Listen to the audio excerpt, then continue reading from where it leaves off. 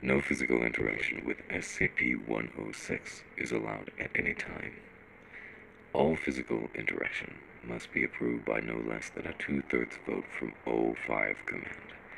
Any such interaction must be undertaken in AR2 maximum security sites after a general non-essential staff evacuation.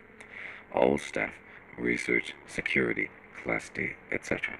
are to remain at least 60 meters away from the containment cell at all times, except in the event of breach events. SCP-106 is to be contained in a sealed container comprised of lead-lined steel. The container will be sealed within 40 layers of identical material, each layer separated by no less than 36 centimeters of empty space. Support struts between layers are to be randomly spaced. Container is to remain suspended no less than 60 centimeters from any surface by ELO-IIT electromagnetic supports. Secondary containment is to be fitted with light systems capable of flooding the entire assembly with no less than 80,000 lumens of light instantly with no direct human involvement. Both containment areas are to remain under 24-hour surveillance. Any corrosion observed on any containment cell surface, staff members, or other site locations within 200 meters of SCP-106 are to be reported to site security immediately. Any objects or personnel lost to SCP-106 are to be deemed missing KIA. No recovery attempts are to be made under any circumstances. Continued research and observation have shown that, when faced with highly complex or random assemblies of structures, SCP-106 can be confused, showing a marked delay on entry and exit from said structure. SCP-106 has also shown an aversion to direct sun and light.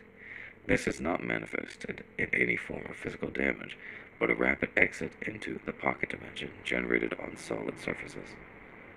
These observations, along with those of lead aversion, liquid confusion, have reduced the general escape incidence by 43%. The primary cells have also been effective in recovering incidents requiring recall protocol. Observation is ongoing. SCP-106 appears to be an elderly humanoid, with a general appearance of advanced decomposition. This appearance may vary, but the rotting quality is observed in all forms. SCP-106 is not exceptionally agile and will remain motionless for days at a time, waiting for prey. SCP-106 is also capable of scaling any vertical surface and can remain suspended upside down indefinitely. When attacking, SCP-106 will attempt to incapacitate prey by damaging major organs, muscle groups, or tendons, then pull disabled prey into its pocket dimension. SCP-106 appears to prefer human prey items in the 10 to 25 years of age bracket. SCP-106 causes a corrosion effect in all solid matter it touches, engaging a physical breakdown in material several seconds after contact. This is observed as rusting, rotting, and cracking of materials, and the creation of a black mucus-like substance similar to the material coating SCP-106. This effect is particularly detrimental to living tissues, and is assumed to be a pre-digestion action. Corrosion continues for 6 hours after contact, after which the effect appears to burn out. SCP-106 is capable of passing through solid matter, leaving behind a large patch of its corrosive mucus. SCP-106 is able to vanish inside solid material, entering what is assumed to be a form of pocket dimension. SCP-106 is then able to exit this dimension from any point connected to the initial entry point. Examples are entering the inner walls of a room and exiting the outer wall, entering a wall, then exiting from the ceiling.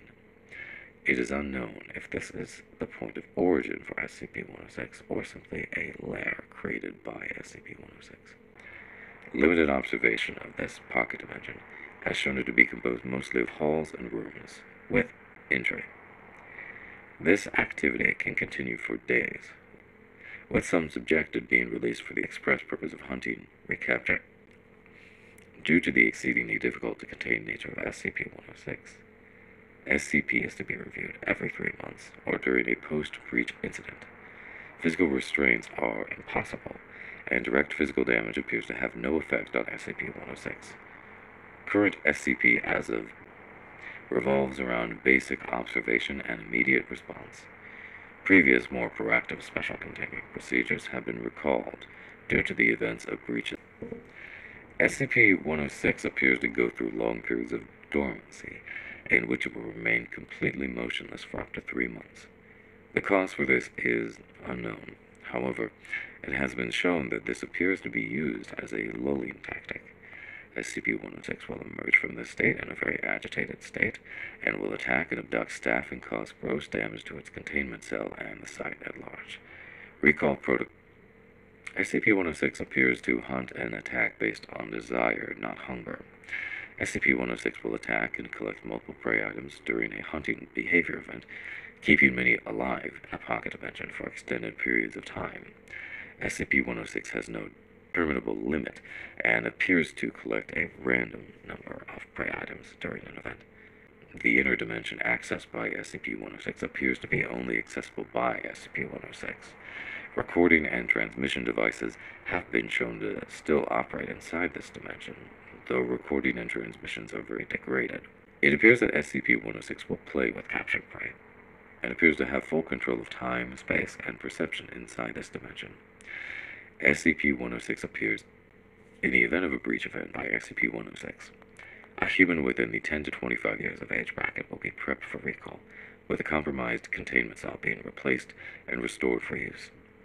When the cell is ready, the lower subject will be injured, preferably via the breakage of a long bone, such as the femur, or the severing of a major tendon, such as the Achilles tendon. Lower subject will then be placed in the prep cell, and the sound emitted by said subject will be transmitted over the site public address system. SCP-106 will typically begin to gravitate toward the lower subject within 10 to 15 minutes after hearing the subject.